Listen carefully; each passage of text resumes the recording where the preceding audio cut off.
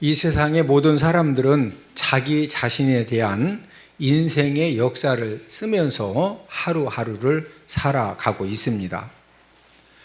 나 자신의 인생의 역사는 내일 쓰는 것이 아니라 오늘 하루하루의 삶이 내 인생의 역사를 써가고 있는 것입니다. 여러분들은 지난 한 주 동안에도 어떤 삶을 살았느냐에 따라서 여러분들 스스로의 인생 역사를 여러분 스스로가 한 주간을 쓰면서 사셨는데, 여러분들은 어떤 인생의 역사를 쓰시면서 한 주간을 보내셨습니까? 제가 교단 1부총회장에 출마를 이제 해서 내년 총회장 선거를 위해서 이번에 이제 1부총회장에 출마를 했는데, 이번 주 목요일 날 9월 16일 날 선거를 합니다. 제가 이제 1부총회장에 당선될 수도 있고 떨어질 수도 있어요. 예. 표가 한 표라도 많이 나오면 당선되는 거고, 한 표라도 적게 나오면 이제 떨어지는 겁니다. 지난주 금요일 날 선거관리위원회에서 2분짜리 목회 사역에 대한 홍보 영상을 만들어서 정견 발표를 하기 전에 보여달라는 그런 이제 연락이 왔습니다. 그래서 이제 홍보 영상을 만들려고 어제도 우리 참모 목사님들이 이제 우리 교회에 모여가지고 장시간 동안 이제 어떤 홍보 이제 영상을 만들 때 컨셉이 중요합니다. 어떤 주제를 가지고 어떤 이제 그 작은 주제들을 또 이렇게 정리해가면서 이제 홍보 영상을 만들 것이냐, 이제 많은 시간 우리 참모 목사님들과 함께 준비하는 과정을 통해서 어떤 참모 목사님이 이런 이야기를 해요. 우리 이원 목사님은 34년 그 목회를 하는 가운데에서 한 가지 큰 이 주제가 있고 흐름이 있다는 거죠.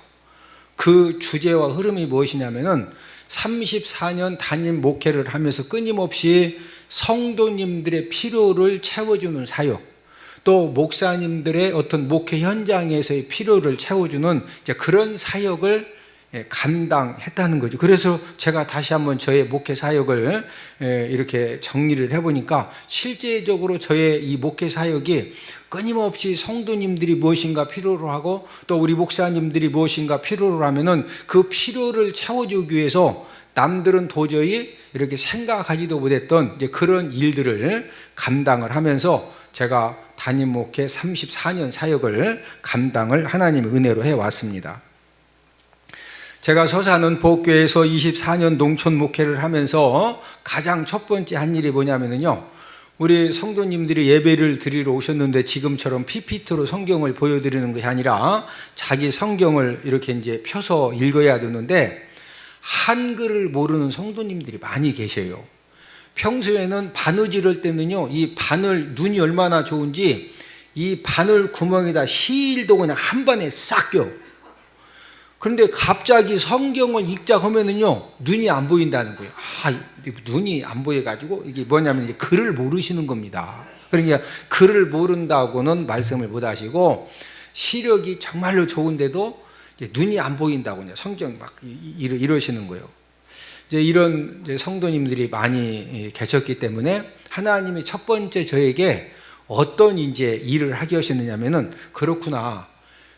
매일 일주일이면 여러 번 오셔서 예배를 드리시는데 한글을 모르시니까 성경도 못 읽으시지 찬송도 그냥 이게 귀동냥으로 따라서 하는 것이지 이 글씨를 모르니까, 그래서 한글 교실을 만들어서 우리 성도님들을 대상으로 이제 한글을 가르쳐 드리는 겁니다.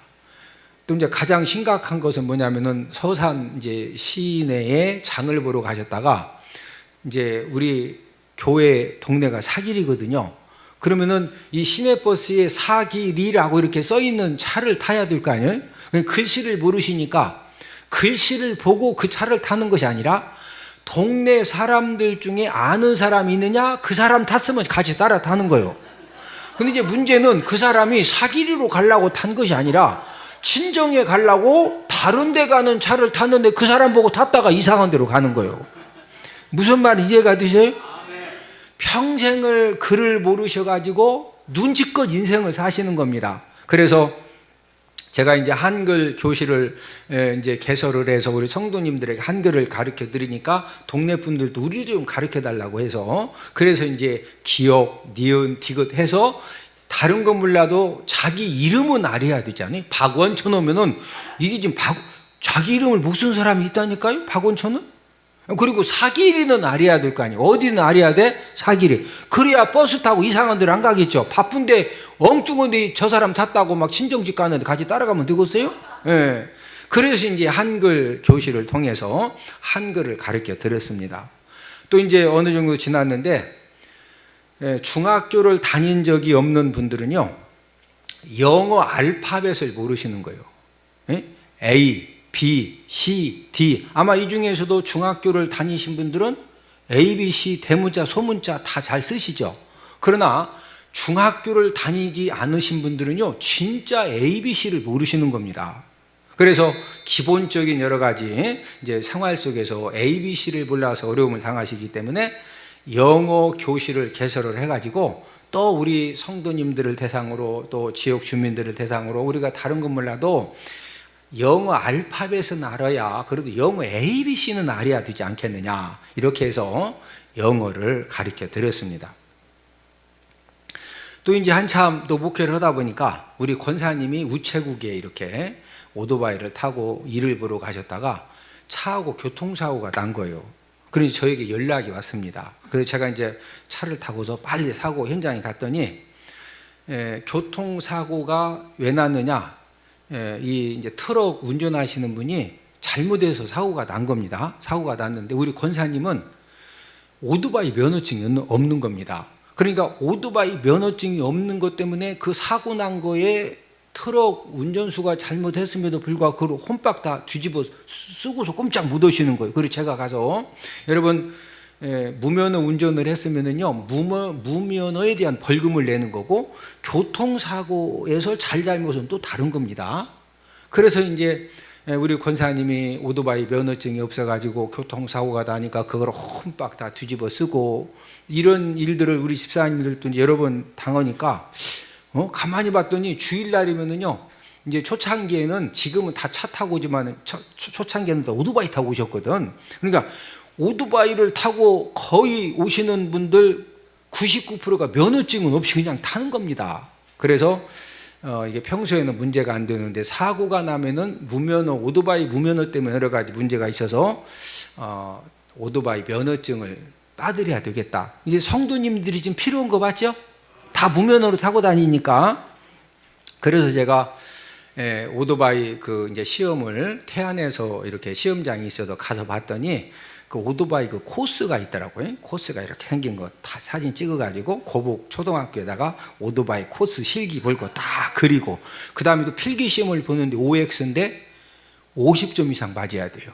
그래서 이제 문제집을 구입을 해가지고 우리 성도님들 고북 초등학교에다가 오토바이 실기 코스를 다 그려놓고 오토바이 다 끌고 오라 해가지고 그놈을 제가 거기 서서 막 어떻게 하라고 다 운동장 가르쳐 드려.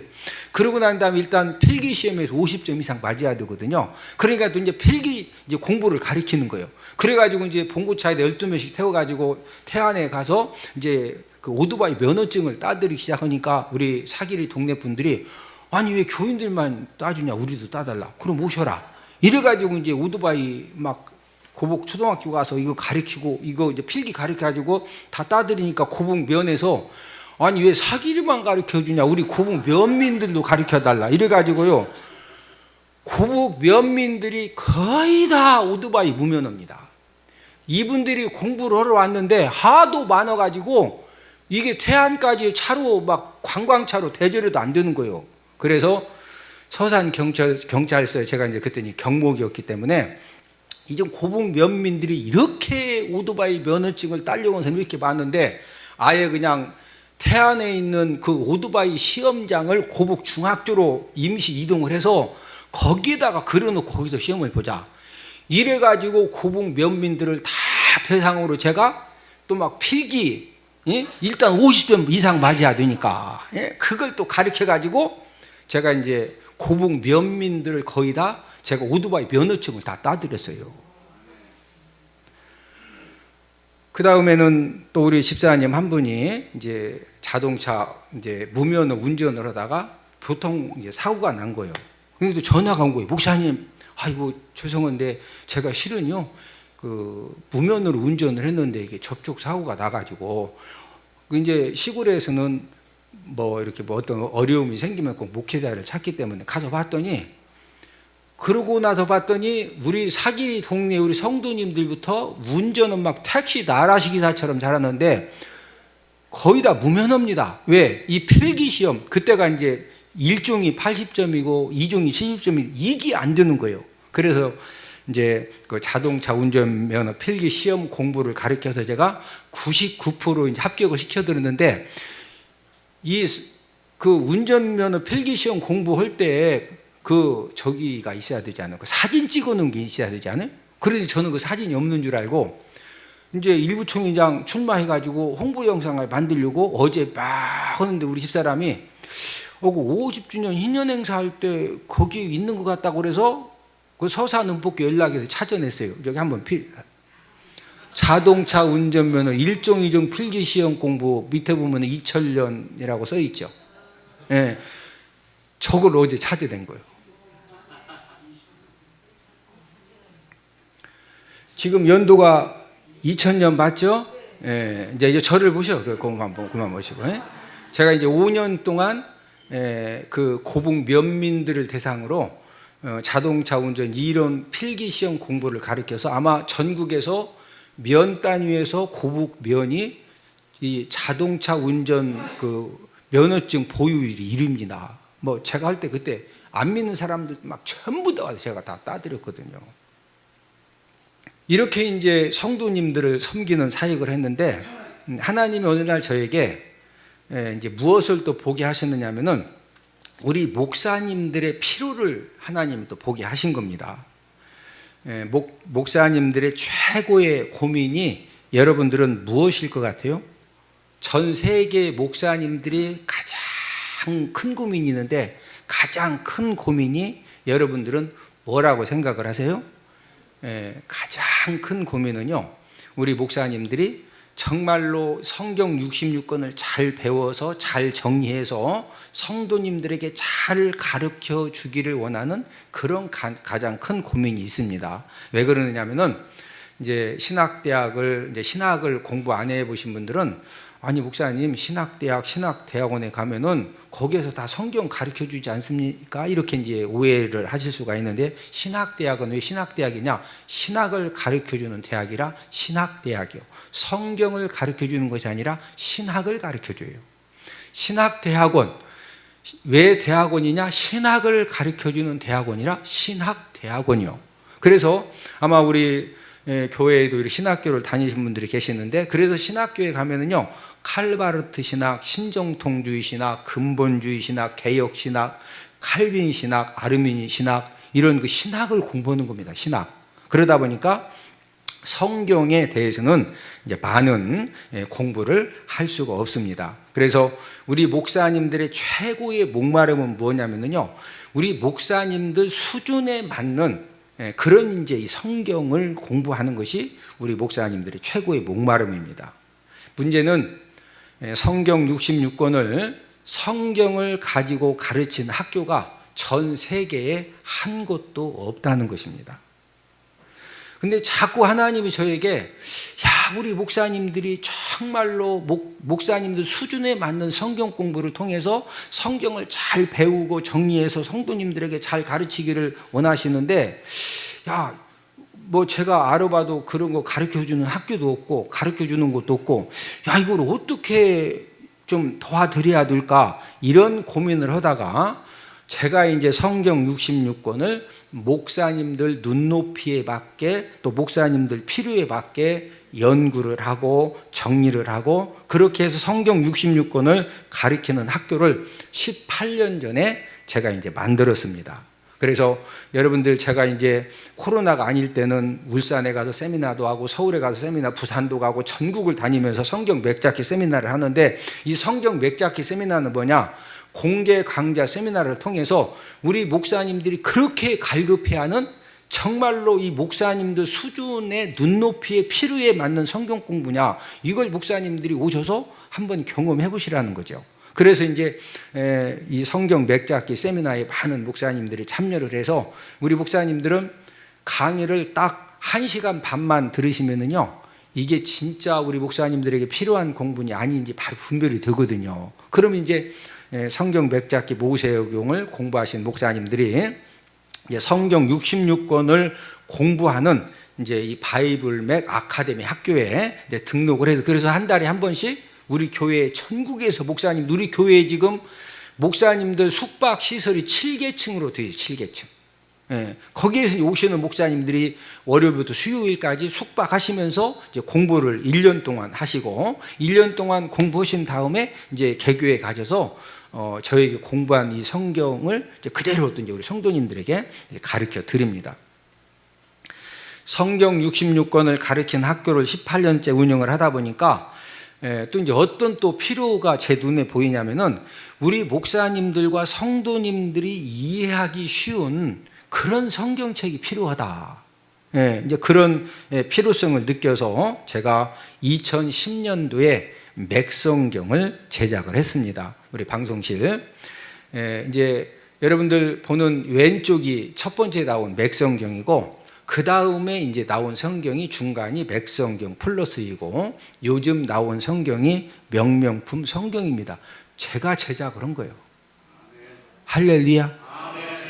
여러분, 전 세계에서 성경을 이렇게 세 종류씩 이런 성경을 제작한 담임 목사는 아직까지는 저밖에 없습니다. 그러니까 하나님이 저에게 주신 그런 은사입니다. 저걸 제가 만들고 싶어 만든 것이 아니라 우리 목사님들이 야 진짜 이런 성경이 있었으면 좋겠다고 그 필요성을 너무 이렇게 느끼기 때문에, 그냥 저는 필요를 채워주려고 맥성경을 만들다 보니까 이거보다 더 높은 버전이 이 맥성경 플러스가 필요하고, 더 높은 버전 명명품 성경이 필요하다 하다 보니까 이렇게 이제 제작을 한 겁니다. 이 명명품 성경은 2000년 기독교 역사에 전 세계적으로 명명품 성경처럼 제작된 성경은 아직까지는 딱 명명품 성경 하나입니다. 명명품 성경에는요, 관주가 다 들어가 있어요. 아마 우리 성도님들은 관주를 잘 모를 수도 있는데, 모든 구절마다 필요한 이 참고 구절들을 그거 그냥 전부 다 타이핑해서 넣는 거예요. 그냥 예수의 피 했더니 관주가 싹 들어가는 것이 아니라 전부 다 타이핑해서 확인을 집어 넣는 거예요. 또 성경 그림이 다 들어가 있고, 또 성경 지도, 우리가 성경을 이해하는 데 필요한 성경 지도가 다 들어가 있고, 또 설교 자료가 명명품 성경에 들어가 있습니다. 목사님들의 필요를 도와드리려고 또 최선을 다하다 보니까 이런 이제 학교도 설립을 하고, 또 맥성경 플러스 명명품 성경도 제작을 해서 지금 이제 목사님들에게 이제 보급을 하는 그런 사역을 감당을 하고 있습니다. 하나님이 저에게, 제가 이제 왜 일부 총회장에 올해 출마하고 내년에 총회장에 출마하느냐면요, 하나님이 저에게 교단의 필요를 보게 하셨어요. 우리 침례교단의 모든 목사님들이 야 진짜 총회장 목사님이 이런 일 좀 해줬으면 좋겠는데, 그런 그 필요가 있거든요. 근데 하나님이 그 필요를 보게 하셔서 제가 맥성경 플러스 명명품 성경을 제작을 하고, 성경 66권을 가르친 학교를 설립을 해서 하나님 은혜 가운데서 잘 운영을 하고, 여러분 그래도 제 설교가 일주일이면은 전국 방송에 7번씩 방영이 되고 있어요. 예? 이제 그런 열정을 가지고 하나님께서 이제는 교단의 목사님들이 꼭 필요로 하는 것들이 있으니까 좀 섬겨라 해서 제가 이제 이번 일부 총회장에 이제 이번 주 목요일 날 투표를 하는데, 부족한 저를 위해서 꼭 기도해 주시기를 주님의 이름으로 부탁을 드립니다. 오늘은 인생의 역사를 잘 쓰는 사람이 되려면이라는 그런 제목을 가지고, 저와 여러분들이 원하든 원치 않든 우리는 매일매일 내 인생의 역사를 쓰면서 하루하루를 살아가고 있는데, 내 인생의 역사를 잘 써가기 위해서는 내가 어떤 삶을 살아야 하느냐, 이것을 알아보면서 우리가 함께 은혜를 나누도록 하겠는데, 인생의 역사를 잘 쓰는 사람이 되면 첫 번째는 일을 잘 마무리하는 사람이 되어야 합니다. 오늘 본문의 주인공은 3차 귀환을 주도한 느헤미야인데, 이 느헤미야는 어떤 사람이냐? 바사 왕국에서 왕의 술잔을 드는 자이었는데, 이제 왕의 술잔 드는 자라고 그러니까 오해하면은 뭐 이렇게 뭐 술시중 들고 이런 사람으로 오해하기가 쉬운데, 이 왕의 술잔을 드는 자는요, 그 당시에 이제 왕을 암살할 때 가장 많이 사용하는 것이 자객을 보내기도 하지만, 음식이나 술에다가 이 독약을 타가지고 독약을 먹자마자 거기서 막, 우리 영화 보면은 뭐 한 잔 딱 마셨는데 거기서 피가 막 거기서 이렇게 죽는 그런 거 보셨죠? 왕을 암살할 때 그런 식으로 죽이는 게 아니에요. 진짜 이 수준 있는 이 암살자들은요, 이 음식에다가 서서히 그놈 먹고서 한 달 동안 먹으면은 시름시름 앓다가 뭐 2달 후에 죽는다든지, 그래도 음식하고 술에다가, 그 많은 음식 술에다가 수많은 사람들이 관여하니까 이 독을 살살 타면은요, 이 죽이기가 쉽거든요. 그러니까 이제 왕의 입장에서는 술 마시고 음식 먹고 막 소갈비 먹을 때마다 불안해, 안 불안해? 불안하지. 그래서 우리나라에서는 기미상궁이라고 하시죠? 기미상궁이 왕이 먹기 전에 음식 만들어 놓고 미리 다 먹잖아요. 예, 만약에 뭐 독 있으면 기미상궁이 먹다가 오고서 면은 이거 큰일 났구나 하고서 안 먹는 거예요. 그렇죠? 근데 우리나라는 나라가 적으니까 기미상궁이지, 바사 왕국은 우리나라보다 막 100배, 200배 어마무지하게 큰 나라입니다. 그러니까 기미상궁으로 안 돼. 그래서 이 왕의 술잔을 드는 자는요, 장관입니다. 장관. 어떤 사람이다? 장관으로, 왕이 최고로 믿을만하고 실력이 있고 능력이 되고, 그래서 음식만 관리를 하는 것이 아니라 왕의 침실도 관리를 하고 자객들이 침입하는 것도 관리를 하고, 그래서 이 왕의 술잔을 드는 자는 장관은요, 이 장관들 중에서도 왕의 최고로 신임을 받는 그런 장관인데, 느헤미야가 바로 그런 사람이었습니다. 느헤미야는 성공한 사람이죠. 왕의 가장 큰 신임을 받기 때문에 권력도 가지고 있죠. 물질의 부유함도 가지고 있죠. 만약에 인생을 즐기고 싶다, 왕이 막 하룻밤에 500명의 여자들 데려다 놓고 막 음악 뛰어오면은요, 이 사람도 내일 가가지고 그래도 10명은 막 음악 뛰어 할 수 있는 그런 능력이 든다니까. 이해되시면 하면, 이런 느헤미야는 자기 인생에 성공했지만은 자기 한 사람의 이 성공한 삶에 만족을 한 것이 아니라 자기 조국 예루살렘에 대해서 많은 관심을 갖고, 이 예루살렘이 지금 무엇이 필요하냐, 하나님 아버지가 나에게 이런 권력을 주시고 이런 물질을, 이런 능력을 주시는데 우리 조국 이스라엘 예루살렘이 지금 무엇을 필요로 하냐, 내가 이걸 어떻게 해서든 좀 도와줘야 되겠는데, 이래서 유다에서 사람들이 오면은요, 예루살렘 형편을 물어보는 겁니다. 우리 느헤미야 1장 2절을 함께 읽습니다.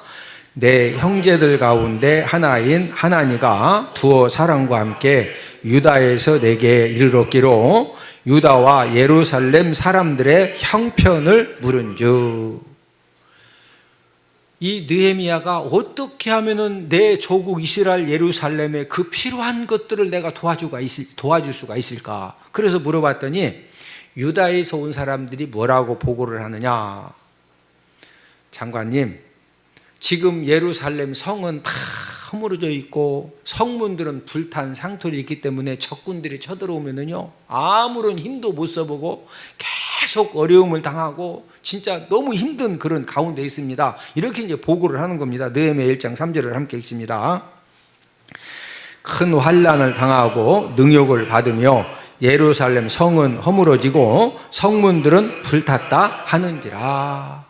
지금 예루살렘, 이 조국 이 예루살렘, 이스라엘 예루살렘이 큰 환난을 당하고 능욕을 받고, 예루살렘 성은 뭐해졌다? 허물어졌고, 성문들은 뭐했다? 불탔다. 그런데 이것을 지금 재건을 한다 못한다? 못한다는 거예요. 이 소식을 들은 느헤미야는요, 너무 막 진짜 이 이스라엘, 이 예루살렘을 어떻게 해서든지 좀 그 필요를 도와주고 싶은데 이게 안 되니까 이제 어떻게 하느냐? 우리 느헤미야 1장 4절을 함께 읽습니다. 내가 이 말을 듣고 앉아서 울고 수일 동안 슬퍼하며 하늘의 하나님 앞에 금식하며 기도하여. 자, 느헤미야는 왕의 최고의 신임을 받기 때문에 권력과 물질과 뭐 인생 즐기고 싶다, 뭐든지 할 수 있는 그런 성공한 사람입니다. 그런데 지금 예루살렘에 그 성이 허물어지고 막 성문들이 불탔다고 하는 그 소식을 들은 것 때문에 어떻게 반응하죠? 앉아서 뭐 한다? 막 울어. 막 엉엉엉 우는 거예요. 수일 동안 뭐 한다고? 슬퍼하고. 하나님 아버지 앞에 뭐 했다? 금식하면서 뭐 했다? 기도하는 거예요. 느헤미야는요, 막 진짜 이 조국 이스라엘이 예루살렘이 이렇게 힘들게 있는데 내가 지금 이 바사 왕국에서 이렇게 성공한 장관으로서 내가 이러고 있는 것이 맞냐? 내가 지금 조국 이스라엘을 도우러 가야 되지 않겠느냐? 그래서 바사 왕의 허락을 받고서 BC 444년에 3차 귀환을 하게 됩니다. 우리 주변에 정치하시는 분들이 계십니다. 이 정치하는 분들은요, 하나님 아버지가 어떤 마음을 주셨느냐? 벌써 이 중구의 이제 중구 청장님이나 국회의원들은요, 이 대전광역시 중구의 여러 가지 막 힘들고 어려운 일들을 보면은요, 그 힘들고 어려운 일을 그냥 이렇게 지나쳐지는 것이 아니라 내가 어떻게 하면은 이 중구 구민들을 내가 어떻게 도와줄 수가 있을까? 이런 불이 있어서 정치들을 하시는 거예요. 할렐루야. 우리들이 할 일은요, 막 이 중국 구민들의 어떤 힘듦과 어려움과 또 뭔가 좀 이렇게 잘 개선돼야 될 그런 부분을 잘 고쳐보려고 하는, 뭔가 섬기려고 하는 이런 불을 받은 사람들을 우리는 기도하면서 적극적으로 도와가지고 막 기도를 후원해가지고 그런 일을 잘 이렇게 섬길 수 있도록 후원하는 것이, 그게 진짜 하나님의 자녀들입니다. 아멘. 할렐루야. 3차 귀환을 한 느헤미야는 이 성벽 재건을, 진짜 예루살렘 우리 이스라엘 조국을 내가 도와야 되는데, 그래서 그 막 어마무지한 이 장관직을 내려놓고서 귀환을 했는데요, 스룹바벨에 의해서 BC 537년에 1차 귀환을 했는데 1차 귀환을 해가지고 93년 동안 지금 이 성벽 재건을 못하고 불탄 성문들을 제대로 이걸 해결을 못하는 겁니다. 몇 년 동안 해결을 못했다? 93년 동안. 자, 이 93년 동안 해결하지 못한 일을요, 이 느헤미야가 딱 귀환해가지고 며칠 만에 끝내느냐? 우리 느헤미야 6장 15절을 함께 읽습니다. 성벽 역사가 52일 만인 에루월 25일에 끝나매. 93년 동안 하지 못한 일을 느헤미야가 며칠 만에 끝냈다? 53일 만에. 52일 만에, 52일 만에. 93년 동안 하지 못한 일을 며칠 만에 끝냈다? 52일 만에 이걸 끝낸 거예요. 이거 진짜 엄청나죠? 저를 따라서 하십니다. 한 사람이 이렇게 중요합니다. 여러분, 우리가 중구청장을 선거를 하고 국회의원 선거를 하고 대통령 선거를 하고 구의원 선거를 하고, 여러분, 한 사람이요, 우리가 한 사람 한 명 잘 우리가 기도하면서 세워주면은요, 그 한 사람을 통해서 느헤미야처럼 이런 엄청난 일들을 하게 되는 줄로 믿습니다. 오늘 본문 느헤미야 7장 1절에서 3절은 예루살렘의 성벽 재건을 52일 만에 마친 후에 이제 느헤미야가 그 뒷마무리 한 일들을 기록한 내용이 오늘 본문 내용입니다. 성벽 재건을 마친 다음에 뒷마무리를 어떻게 하느냐? 자, 오늘 본문 1절을 함께 읽습니다. 성벽이 건축됨에 문짝을 달고 문지기와 노래하는 자들과 내윗 사람들을 세운 후에, 성벽이 건축되어지니까 뭐 달았다? 문짝을 달았어요. 또 누구 세웠다? 문지기를 세워서 지키게 하고. 자, 그런 다음에 누구 또 세웠다? 노래하는 자들을 세워서 하나님을 찬양하게 하는 일을 했습니다. 우리가 하나님 아버지 앞에 예배 드릴 때 우리가 이렇게 찬양단들이 준비 찬양을 드리고 또 시온 성가대가 하나님 앞에 찬양을 드리고 우리가 예배 시간에 찬양을 드리는데, 여러분 할 수만 있으면요 찬양을 부르는 시간에 하나님은 찬양받기를 원하시는 분이에요. 네? 그래서 지금 막 사느냐 죽느냐 하는 그런 상황 속에서도 이 느헤미야가 무하는 자들을 세웠다, 노래하는 자들을 세워가지고 하나님을 무하게 했다, 찬양하게 한 거예요. 네. 그런 다음에 또 누구 세워요? 네윗 사람들을. 왜 네윗 사람들을 세웠느냐? 이 네윗 사람들이 성막 봉사자들이거든요. 하나님 아버지 앞에 제사를 드리고 예배를 드리고, 성막이 정상적으로 하나님 아버지 앞에 예배 드리고 제사 드리는 할 수 있도록 그런 네윗 사람들을 세워가지고 예배 성공할 수 있도록 이제 한 것입니다. 그런 다음에 이 느헤미야가 또 무엇을 하느냐? 오늘 본문 2절과 3절에 보면은 이 하나니야와 하나냐를 지도자들로 세우고, 또 성막을 관리하고 성막을 어떻게 파수해야 되는 이런 부분들을 철저하게 감독 지시를 하는데, 자 본문 2절 3절을 함께 읽습니다.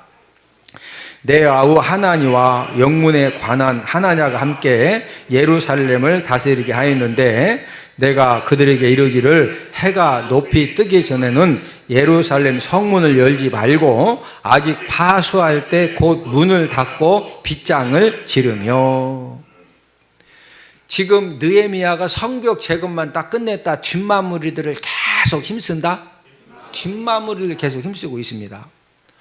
성벽 재건을 마친 후에 오늘 본문 느헤미야 7장 1절에서 3절에 일처리만 한 것이 아니라, 우리가 이제 7장 다음에가 8장이죠. 느헤미야 8장, 9장, 10장에서는 이제 느헤미야가 무슨 일을 하느냐?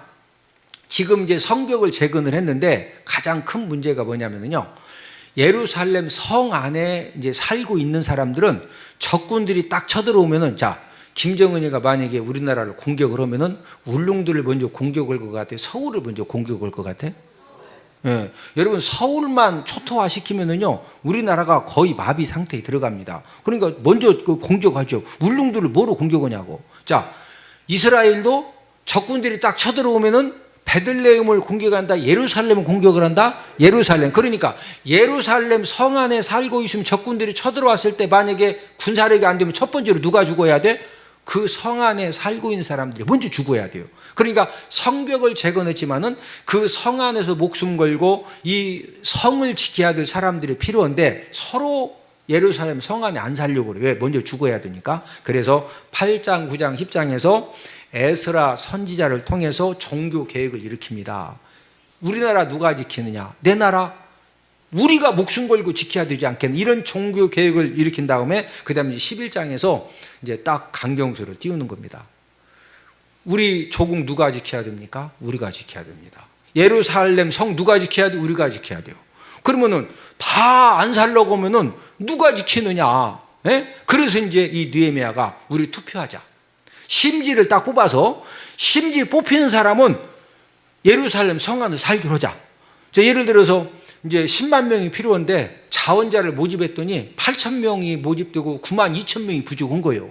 그래서 막 몇십만 명을 놓고서 심지를 딱 뽑아가지고 9만 2천 명이 뽑혀지면은 막 갑자기 내가 기도를 덜 해가지고 손이 막 떨려서 잘못 뽑아왔다느니 그러니까 다시 뽑자고 하고 뭐가 막 어머니 요즘 아파가지고 나 병간호해야 되기 때문에 나 예루살렘 성안 자꾸 이러면은 나라 지켜져 안 지켜져? 안 지켜지겠죠? 누군가는 목숨 걸어야 되죠? 그래서 느헤미야가 목숨 걸 사람들을 꼭 9만 2천 명이라 성경에 안 나와 있어요. 제가 예를 드는 거예요. 이래가지고 이제 목숨 걸 사람들 심지를 딱 뽑아가서 이 성 안에 딱 살 수 있도록 이제 마무리를 지은 다음에 이제 바사로, 왜냐하면 장관이니까 바사로 돌아갔어요. 돌아가서 또 그 술잔 드는 장관이니까 여러 가지를 감당하는데 1년 만에 무슨 소식이 들려오냐면은 더 이 지도자들, 이 정치 지도자들이 타락해가지고 또 종교 지도자들이 타락해가지고 옛날로 또 되돌아가는 거예요. 그러니까 1년 만에 느헤미야가 다시 또 되돌아옵니다. 되돌아와가지고 다시 이제 개혁을 해서 이스라엘 국가가 잘 마무리될 수 있도록 이제 하는 이제 그런 내용이 바로 이제 느헤미야서입니다. 저와 여러분들도 이제 인생의 삶을 살아가면서 내 인생의 이제 역사를 내가 쓰는데, 자, 느헤미야는 인생의 역사를 잘 썼어요, 못 썼어요? 인생 역사를 잘 썼죠. 예, 진짜 자기의 모든 그 성공한 모든 것들을 다 내려놓고 자기 조국 이스라엘을 위해서 자신의 진짜 목숨 바쳐서 했기 때문에 하나님이 네가 그러면 느헤미야서를 써라. 그래서 하나님이 느헤미야서를 느헤미야에게 쓰게 한 거예요. 예? 저와 여러분들도 인생의 좋은 역사를 쓰면서 성공 인생이 되기를 소망하면은 하나님 아버지가 저와 여러분들에게 현재 맡겨주신 일, 또 현재 내가 하는 일에 대해서 생명 걸고 목숨 걸고 느헤미야처럼 끝마무리를 잘하면 돼요. 뭘 잘하면 된다? 끝마무리. 여러분, 이런 말 가끔 하죠. 저 사람은 일은 진짜 잘 벌리는데 용두삼이에요. 용두삼이가 뭐냐면은 일 시작은 용머리처럼 거창하게 시작을 하는데 끝마무리를 뱀꼬리처럼 희미하게 그냥 끝난다는 거예요.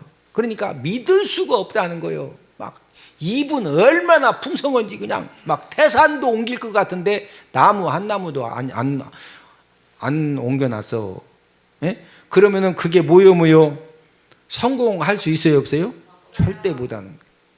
하나님께 쓰임받는 사람들의 특징, 또 내가 하는 일에서 정말로 존귀하게 사용받는 사람들의 특징은요, 어떤 일을 맡든지 딱 맡기만 하면은요, 이 일의 끝마무리를 목숨 걸고 생명 걸고 사람들이 막 감동받을 정도로 잘해놓으니까, 그래서 이제 사람들에게 인정받고 그러면서 뭔가 길이 열려지고 하나님 아버지도 그런 사람들을 존귀하게 사용해 주시는 줄로 믿습니다. 마지막 결론을 맺습니다. 성공한 사람들은 머리가 좋고 공부를 잘하고 배경과 외모가 탁월해서 성공했다고 생각하는 사람들이 있을 수가 있는데 절대 그렇지 않습니다. 머리가 좋고 공부도 잘하고 배경도 좋고 외모가 좋으면은 성공할 수 있는 기회를 먼저 잡을 수는 있습니다. 그러나 일 끝마무리를 처리하는 습관이 느헤미야처럼 요셉처럼 확실하지 못하면은요, 일을 성공할 수 기회를 많이 얻어가지고 일 처리들을 하는데 끝마무리가 이렇게 확실하지 못하면은요, 여기서 문제가 생기고 저기서 문제가 생겨가지고 결국에는 성공할 수 있는 기회를 얻었지만은 그 기회가 오히려 멸망 사건이 되어지고 실패 인생을 만드는 그런 일도 되어진다는 거죠. 높은 지위에서 많은 일을 하는 사람에게 꼭 필요한 사람이 어떤 사람일 것 같아요? 이제 대통령이 모든 일 무도입니다. 그러니까 대통령이 최고의 고민은요, 수없이 국가의 일들을 좋은 사람을 발탁을 해서 이제 일 처리를 잘 할 수 있도록 해야 되는데, 높은 지위에서 많은 일을 하는 사람에게 꼭 필요한 사람은요, 어떤 일이든지 맡겨주면은 끝마무리를 주인의 마음을 가지고 목숨 걸고 생명 걸고 확실하게 하는 이런 사람이 가장 필요한 겁니다. 혹시 여러분들이 성장하는 과정에서 나는 이렇게 머리도 다른 사람보다 뛰어나지 못하고 그렇다고 해도 공부도 잘하지 못하고 또 성격도 이렇게 좀 원만하지 못하고 또 외모도 부족하고 또 배경도 부족해서 인생 좌절감을 느껴보신 적이 있습니까? 그런 분들도요, 100% 인생의 성공자가 될 수가 있습니다. 어떤 자세를 가지면은 100% 인생의 성공자가 될 수가 있습니까? 현재 저와 여러분들이 맡고 있는 일, 하는 일, 우리 지금 각자 뭔가 하고 있죠? 뭐 직장에서 무슨 일을 하든 알바를 하든 뭐 아니면은 집에서 이것저것도 이제 일 없는 분들은 집안에서 뭐 살림을 하든 뭔가 하고 있죠? 예. 현재 내가 맡은 일, 하는 일에 대해서 끝마무리를 주인의 마음을 가지고 생명 걸고 목숨 걸고 주변 사람들이 감동받을 만큼 이렇게 끝마무리를 잘하면은요, 나보다 힘 있는 사람들이 감동을 받고 나에게 무엇인가 섬겨줄 수 있는 사람들이 감동을 받고 하나님 아버지가 감동을 받으셔서 하나님 아버지가 저와 여러분들에게 축복받을 수 있는 또 선택받을 수 있는 그런 기회를 하나님이 허락해 주시는 줄로 믿습니다. 머리 좋아서 성공한다? 인물 좋아서 성공한다? 배경이 좋아서 성공한다? 그게 아니라고 그랬죠. 뭐 잘하면 된다? 느헤미야처럼 무슨 일이든지 맡았으면 뭘 잘하자? 끝마무리를 그냥 끝까지 목숨 걸고 생명 걸고 주변 사람들이 야 여러분 청소 하나를 해도 어떤 사람은요 감동시키게 청소하는 사람이 있어. 어떤 사람은 청소 하나를 해도 처삼촌 벌추오듯이 해. 그래 말은 안 하지만 속으로 여러분들을 복되게 해줄 사람은요 저쪽 어디 뭐 미국에서 비행기 타고 오고 무슨 월북에서 오는 게 아니요 주변에 있는 사람들이 여러분들을 복되게 해줄 수가 있는 거예요. 아멘. 할렐루야. 아니 모르는 사람이 무슨 버스 타고 대전 가가지고 대전은 복교회 가면은 이현 목사님 담임 목회하는 교회 장로님 찾아가서 뭐 사업체 길 열어주라고 하나님이 그렇게 역사 안 하셔. 하나님은 현재 저와 여러분들을 만나고 있는 사람들을 통해서 길을 열어주시기도 하시고 마음속으로 당신은 아니다. 아니 이런 기회를 줬으면 목숨 걸고 생명 걸고 막 감동되게 일 처리를 막 잘해야지. 벌써 아니다고 하면은요 전부 나도 모르게 다 막혀지는 거예요. 할렐루야. 주변 사람들이 감동받으면은요 그 감동받은 사람들을 통해서 내 인생의 길이 열어지는 거예요. 할렐루야. 끝마무리를 어떻게 하자? 얼마만큼 잘하자? 막 목숨 걸고 생명 걸고. 할렐루야.